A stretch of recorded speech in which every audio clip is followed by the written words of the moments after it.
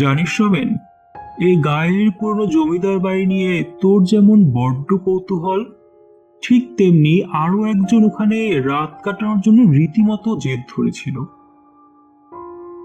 তাই নাকি? গ্রামের স্থানীয় কারো এত সাহস হয় বলে তো মনে হয় না। ঠিকই ধরেছিস, সে ছেলে গায়ের কেউ না। গায়ের কারোর আসলে এত সাহস হবে না।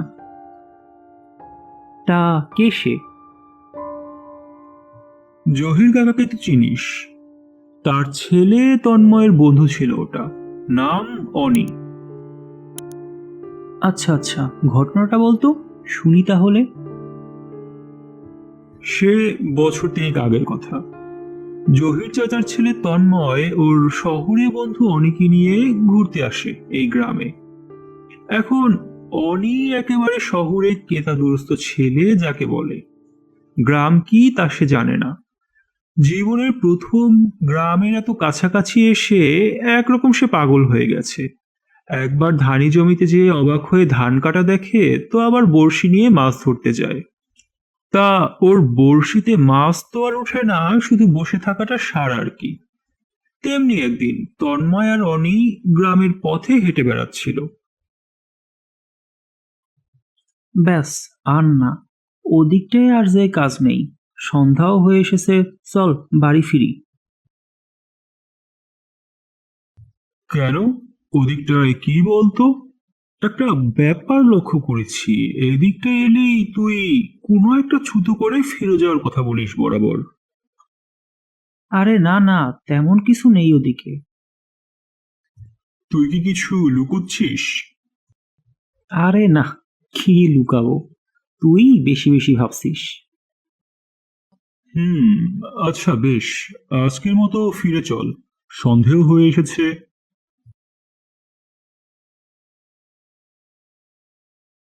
বলল যদিও, তবু অনির মন থেকে সন্দেহ গেল না। স্পষ্টই ও বুঝতে পারে তন্ময় কিছু একটা লুকোচ্ছে ওর থেকে। তো পরদিন সকালে সোজা জহির চাচার কাছে গিয়ে হাজির হয় অনি।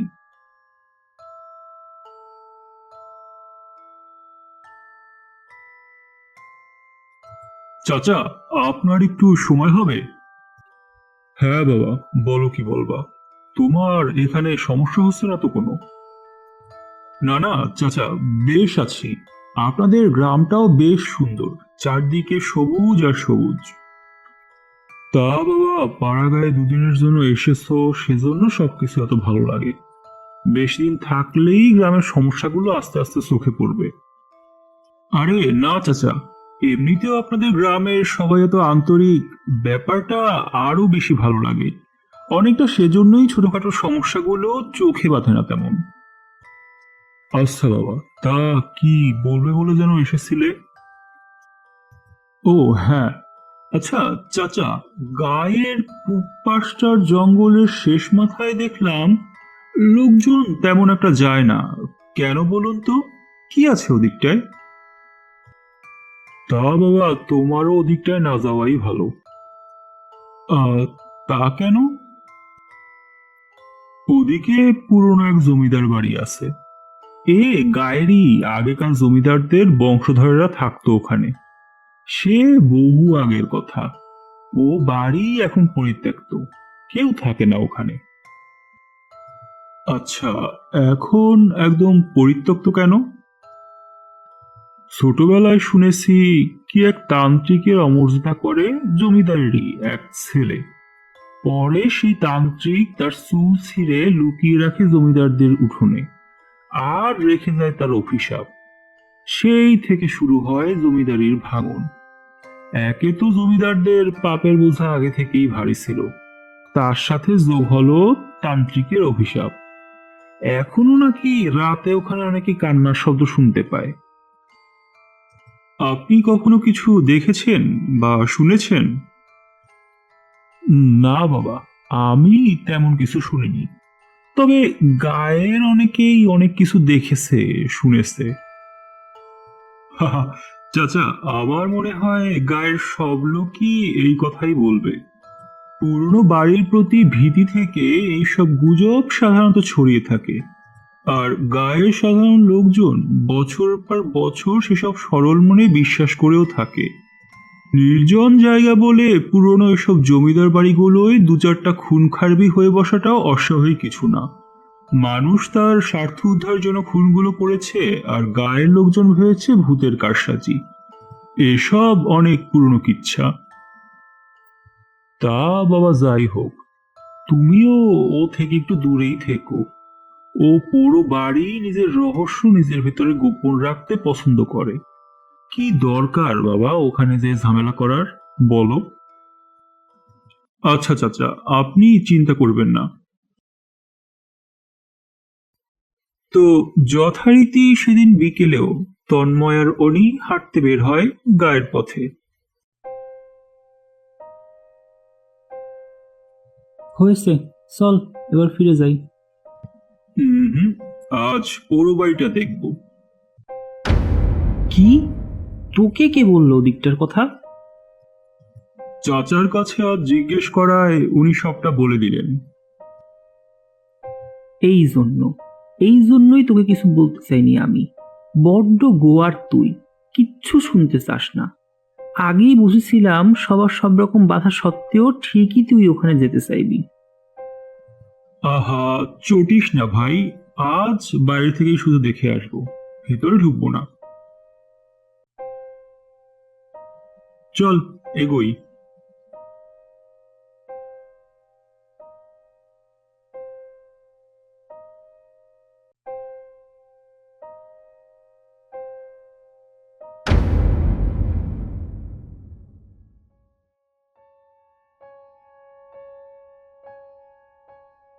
আরে বাহ, এই যে দেখছি একেবারে চোখ ধাঁধানো রাজপ্রাসাদ। এক সময় ছিল, এখন আর নেই।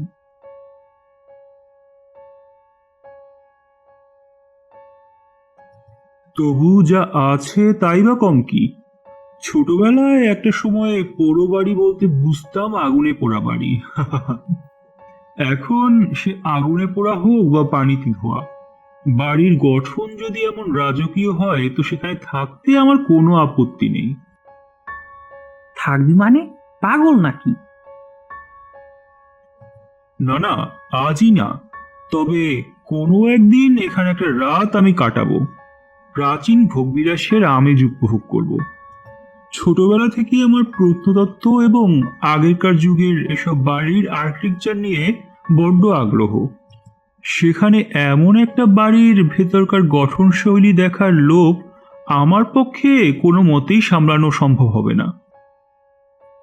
অসম্ভব, আমি থাকতে তোকে একা এখানে থাকতে দিচ্ছি না। আরে বন্ধু আমার, এখনই এত উত্তেজিত হচ্ছ কেন? আজই তো আমি এখানে থাকতে আসছি না। আজকাল কখনোই না। আচ্ছা আচ্ছা, সে দেখা যাবে। আপাতত আজ ফিরে চল, সন্ধ্যা হয়ে গেছে। চারপাশের যা অবস্থা তাতে ভূত না থাকলেও সাপখোপ বা বিষাক্ত পোকামাকড় থাকাটা মোটেই অস্বাভাবিক কিছু না। হ্যাঁ সেটাই, বাড়ি ফিরে চল এবার।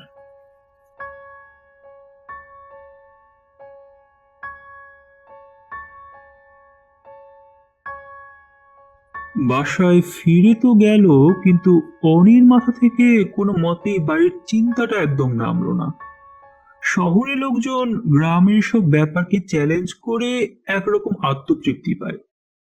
আধুনিকতার দৌরত্ব দেখাতে একরকম অহমিকা বোধও কাজ করে তাদের। অনিও তার ব্যতিক্রম না। পোড়ো বাড়িতে রাত কাটিয়ে সবাইকে তাক লাগিয়ে দেওয়ার একটা মোহ কাজ করতে থাকে ওর। সেজন্যই সে বসে যায় বাড়ি নিয়ে প্রচলিত কাহিনীগুলোর যুক্তি খণ্ডন করতে।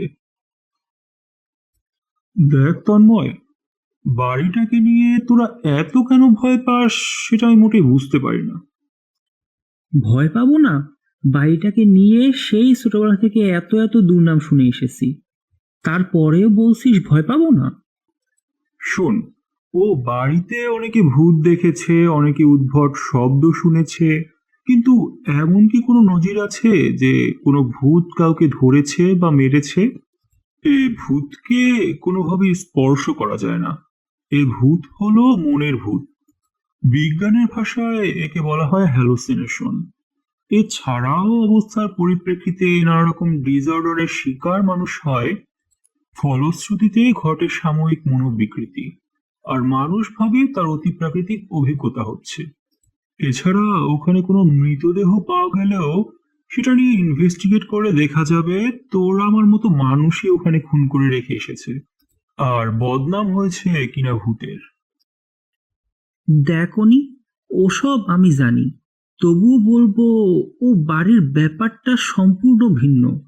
ও এক অভিশপ্ত বাড়ি। হাহা, এমন ভাবে বলছিস যেন শহরে জায়গা হচ্ছে না বলে সব ভূত এসে ওই জমিদার বাড়িতে আস্তানা পেতেছে। তা পাতু, ও নিয়ে তোকে ভাবতে হবে না। ও বাড়ির রহস্য নিয়ে বেশি না ঘাটানোই ভালো। এছাড়া এখনো কিন্তু বহু ব্যাপার আছে যার ব্যাখ্যা বিজ্ঞান জানে না। তা আছে মানছি, কিন্তু এসব অন্ধ ব্যাপারের কাছে বিজ্ঞান এসে সেগুলোর জটিলতা সমাধান না করলে আমরা তো কোনোদিনই প্রকৃত ব্যাপারটা জানতে পারবো না, তাই না? আরে ভাই, তুই আমাকে ওখানে যে প্রকৃত ব্যাপারটা সমাধান করতে না দিলে কিভাবে হবে বলতো? আসল ব্যাপারটা কি কখনো আমাদের সামনে আসবে, বল? সে যাই হোক, এলাকার মেয়র ওই রহস্য সমাধান করার দায়িত্ব তোর উপর দেয়নি। ওই বাড়িতে তোকে আমি কিছুতেই যেতে দেবো না, অসম্ভব। আরে, এরপর উনি লেগে গেল কে কে ওই বাড়িতে কি সব অভিজ্ঞতা অর্জন করেছে সেসব প্রত্যক্ষভাবে শোনার কাজে। বাড়ি বাড়ি গিয়ে এক একজনের সাথে খুব আগ্রহ নিয়ে ও এ ব্যাপারে কথা বলতে লাগলো। অনির এই মাত্রাতিরিক্ত আগ্রহ দেখে তন্ময় বিরক্ত হলেও সরাসরি কিছু বলল না। ভাবলো তাও ভালো, ছেলেটা কাহিনী নিয়েই ব্যস্ত থাকুক, অন্তত বাড়িতে রাত কাটানো থেকে বিরত থাকুক। তা চাচা, আপনি নাকি কি দেখেছিলেন ওই বাড়িতে? বলুন তো, আপনার কাহিনী শুনি। আর বইল না বাবা, এই তো গত বছরের ঘটনা। আমার ছোট শালার শ্বশুর বাড়ি থেকে ফিরছিলাম। ব্যাপার হইল, হের শ্বশুর বাড়ি যাইতে হইলে ওই জমিদার বাড়ির সামনের রাস্তা ধরে যাইতে হয়।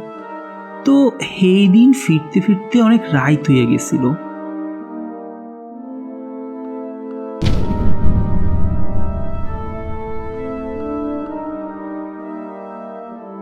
জমিদার বাড়ির সামনের রাস্তা ধরে আইতাছি, বিশ্বাস করবা না, দেখি কি একটা আলো সোজা আকাশের দিকে মিলাইয়া গেল। চারপাশে কোনো আগুন নাই, কিন্তু এইরকম ছোট বড় আরো অনেকগুলো আগুনের গোলা দেখলাম আকাশে মিলাই যাইতেছে, একেবারে আমার চোখের সামনে। আচ্ছা আচ্ছা চাচা, বুঝতে পেরেছি, আপনার আর বলতে হবে না। শুনুন চাচা, আপনি যেটা দেখেছেন সেটাকে বলা হয় উইল অব দ্য উইস্প বা আলেয়ার আলো। মিথেন আর অক্সিজেন যদি প্রাকৃতিকভাবে মিশে যায় তাহলে এমন আলো স্বাভাবিকভাবেই তৈরি হয়। এর পেছনে অলৌকিক কোনো কারসাজি নেই। কি জানি বাবা, কি কও, তয় এমন আনসান ব্যাপার আমি জীবনে দেখি নাই।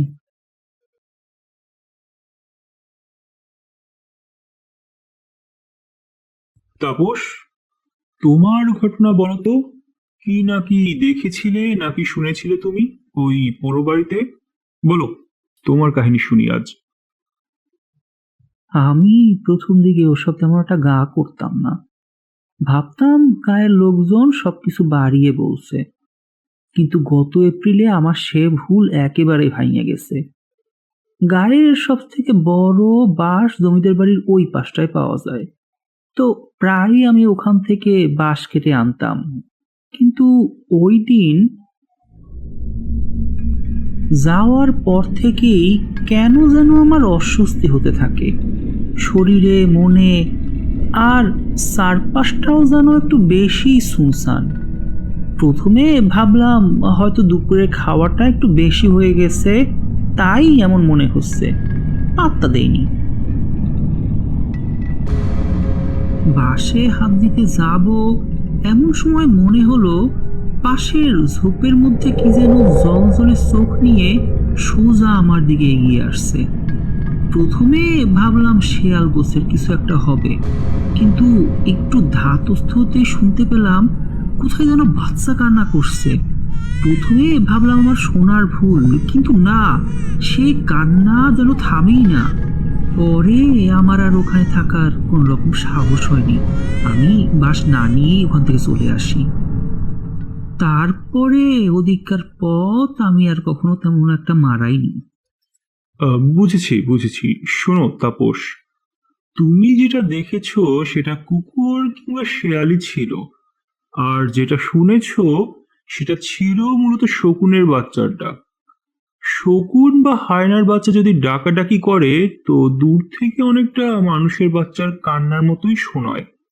খোদ প্রখ্যাত লেখক শরৎচন্দ্র পর্যন্ত শ্মশানে যেয়ে তোমার মতো ঠিক এমনই পরিস্থিতির সম্মুখীন হয়েছিলেন, যা তিনি তার আত্মজীবনীতে খুব সুন্দরভাবে বর্ণনা করে গেছেন। এভাবে উনি নারায়ণজনের সাথে কথা বলে তাদের অভিজ্ঞতার একটা সম্ভাব্য ব্যাখ্যা দিতে থাকে। তো সেদিন রাতে গায়ের লোকজনের সাথে কথা বলে যা বুঝলাম, তাতে ওই জমিদার বাড়ি নিয়ে রটানো গল্পগুলো 8-10টা টিপিক্যাল পুরোনো বাড়ির কাহিনীর মতোই আটপৌড়ে, নতুন কিচ্ছু নেই। তা যা নিয়ে ভীতি আছে তা নিয়ে অতিরঞ্জিত কিছু রটনা চারদিকে ছড়াবে, এ তো জানা কথা। সেজন্যই আমি ভাবছি একটা রাত ওখানে কাটাবো। আমারও নতুন কিছু অভিজ্ঞতা হবে, আবার গায়ের লোকজনেরও ভুল ভাঙবে। অসম্ভব। শোনোনি, একবার যা রটে তার কিছু না কিছু বটে। মানসি গায়ের সহজ সরল লোকজন অনেক স্বাভাবিক ব্যাপারকে জটিলভাবে দেখে, আবার অনেক জটিল ব্যাপারকেও স্বাভাবিকের কাতারে নিয়ে আসে। কিন্তু দেখ ভাই, ওই জমিদার বাড়িটা আসলেই ভালো না। রাতে কেন, দিনের বেলায় ওখানে অনেক অস্বাভাবিক ঘটনা ঘটেছে। তোকে আমি কিছুতে ওখানে যেতে দেবো না, বলে রাখলাম। হুম, আমি যাবই, আমায় আটকাস না। এই নিয়ে দুই বন্ধুর মাঝে তর্ক বেঁধে গেল। এরপর হলো ঝগড়া। কিন্তু অনি বড্ড নাছোড়বান্দা ছেলে, সে একবার যে সিদ্ধান্ত নিয়েছে তা থেকে তাকে সরানো যায়নি। অনেক বাকবিতণ্ডা করে একটা সময়ে তন্ময় রাজি হতে বাধ্য হয়, তবে রাগ কাটাতে নয়। দিনের বেলা খানিকটা সময়ের জন্য অনি যেতে পারে ওই বাড়িতে। অবশ্য খানিকটা ভয় থেকেও রাজি হয় তন্ময়, পাছে তাকে না জানিয়েই অনি হাজির হয় ওই পোড়ো বাড়িতে। জানিয়ে গেলে অন্তত বাইরে থেকে অ্যালার্ট থাকতে পারবে সে। তা তুই যাবি না আমার সাথে? না বাবা, সত্যি বলতে আমার সে সাহস নেই। তোকে একা বিপদের দিকে ঠেলে দিতে খারাপই লাগছে, কিন্তু আমার আর কিছু করার নেই রে ভাই। আরে ধুর, বিপদের আর কি, কিচ্ছু হবে না আমার। দিব্যি দেখবি বুক ফুলিয়ে ফিরে এসেছি আমি। তাই যেন হয়। আমি না হয় কামরুলদের বাসায় থাকবো। পূব পাশটার ধারে সব থেকে এই বাসাটাই কাছে জমিদার বাড়ির। তো যদি অসুবিধা কিছু মনে হয় সোজা ওইখানে চলে আসবি। আচ্ছা, বেশ, তাই হবে। তো বহু আলাপ আলোচনা করে ঠিক হলো পরের রোববার দুপুরের পর অভি জমিদার বাড়িতে উপস্থিত হবে। কিন্তু রবিবার আসতেই দেখা গেল সকাল থেকে ঝুম বৃষ্টি। পরিস্থিতি দেখে তন্ময় আর কামরুল আপত্তি করলেও অনি সেই নাছোড়বান্দা। হাজারটা যুক্তি দেখিয়েও তাকে আর টলানো গেল না। যদিও বিকেল হতে না হতেই বৃষ্টি অনেকটাই ধরে আসে, কিন্তু গ্রাম গায়ের রাস্তা বলে কথা, চারদিকে পানি আর কাদায় একেবারে মাখামাখি। তো অনি আর তন্ময় গিয়ে হাজির হয় পোড়ো বাড়ির সামনে।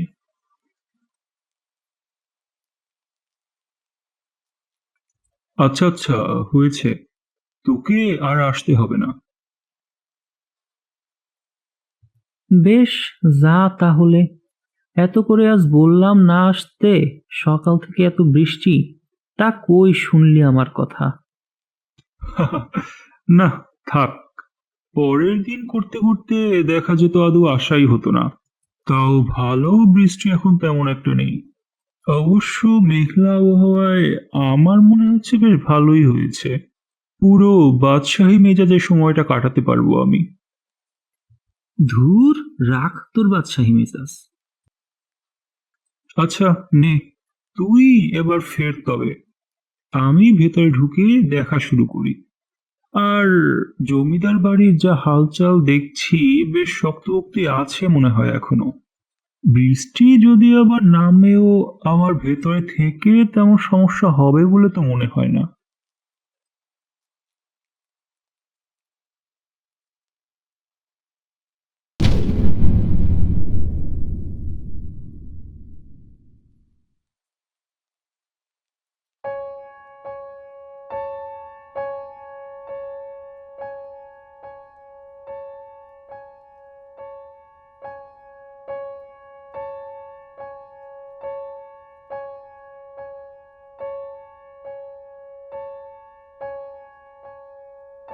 কত সুন্দর সব কারুকাজ!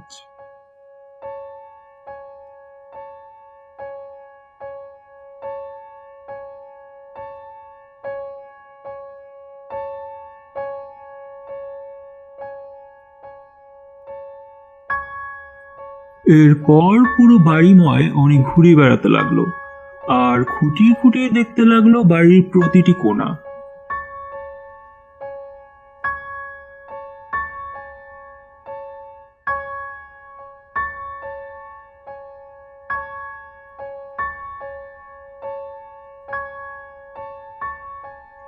এত চমকপ্রদ বাড়ি নিয়ে কারা যে উল্টাপাল্টা সব রটনা ছড়ায়, কে জানে। আরে, শব্দটা আসছে কোত্থেকে? বাড়িতে কি তবে আমি একা নই?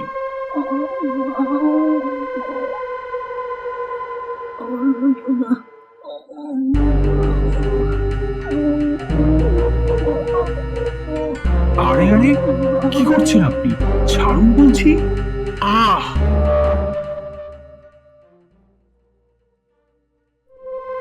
এ কি, এখানেই না ছিল তারা? কোথায় গেল সবাই? স্পষ্ট দেখলাম আমি লোকটাকে। মানে কি এসবের? আমিও কি হ্যালুসিনেট করা শুরু করলাম নাকি? এটা কেমন কথা? না, এমনটা তো আগে কখনো হয়নি। অনি, কে? কে ওখানে? অনি,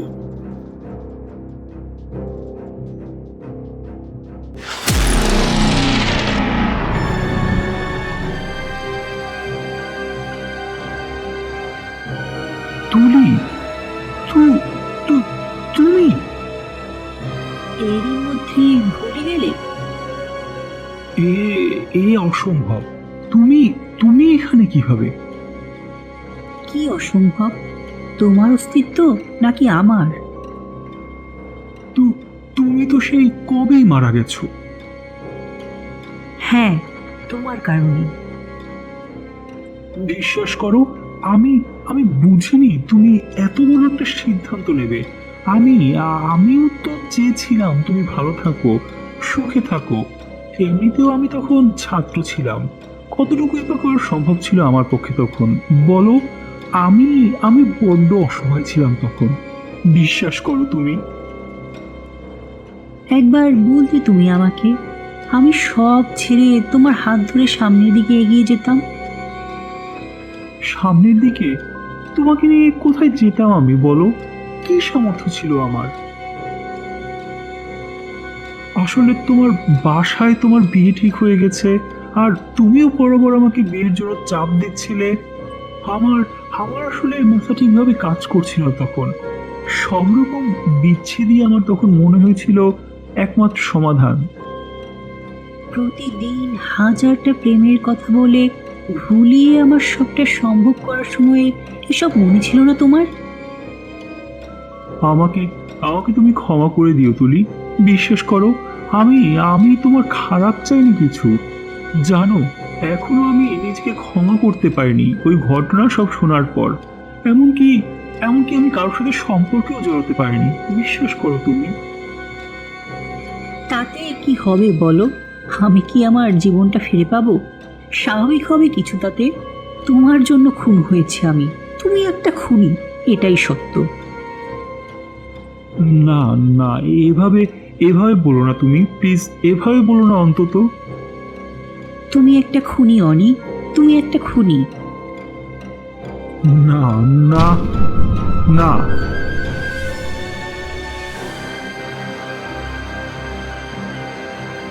অলৌকিক সে দৃশ্য অনি বেশিক্ষণ সহ্য করতে পারেনি। দিগ্বিদিক শূন্য হয়ে এরপরও বেরিয়ে আসে বাড়ি থেকে। বেরিয়েই শুরু করে ছুট। তন্ময় আর কামরুল তখন ওদের বাড়ির সামনে বসে কথা বলছিল। এমন সময় ওরা দেখতে পায় অনি ওদের দিকে আসছে ছুটতে ছুটতে। বাড়ির উঠোনে পা দিতেই অনি একদম মাটিতে লুটিয়ে পড়ে। এরপর আর কি, তন্ময় আর কামরুল অনির দেহটা কোনো রকমে টেনে হিঁচড়ে রুমের ভিতরে নিয়ে যায়। বিছানায় শুয়ে দিয়েই দুই বন্ধু শুরু করে অনির সেবা শুশ্রূষা। তারও বেশ কিছুক্ষণ পর আস্তে আস্তে অনির জ্ঞান ফেরে। জ্ঞান ফিরতেই সে কিছুক্ষণ পর উঠে বসে এবং একে একে বলে সব ঘটনা।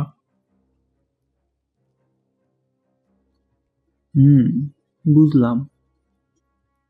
হ্যাঁ, এই হলো ঘটনা। আসলে ব্যাপারটা কি, তুলির মৃত্যুটা আমি কখনোই স্বাভাবিকভাবে মেনে নিতে পারিনি, বুঝলি। প্রবল একটা অপরাধবোধ আমার বরাবর ছিল। আর পুরনো ওই বাড়ির ভেতরকার এমন গম্ভীর আবহাওয়া সব মিলিয়ে আমি ওসব হ্যালুসিনেট করতে শুরু করি। নয়তো কোথায় তুলি আর কোথায় এই গ্রাম।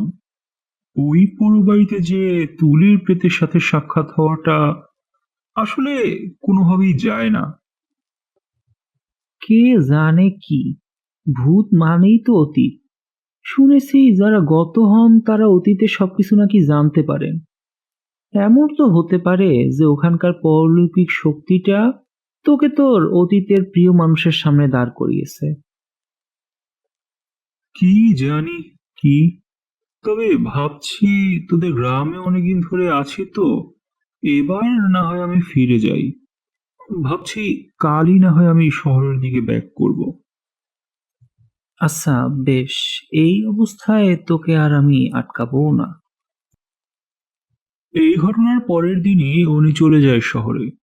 পরে শুনেছি পড়াশোনা করতে বাইরে কোথাও গেছে। এ গায়ে আর তাকে কখনো দেখা যায়নি ওর পর। তাহলে একরকম ভূতের তাড়া খেয়েই বেটা গা ছাড়লো শেষমেশ।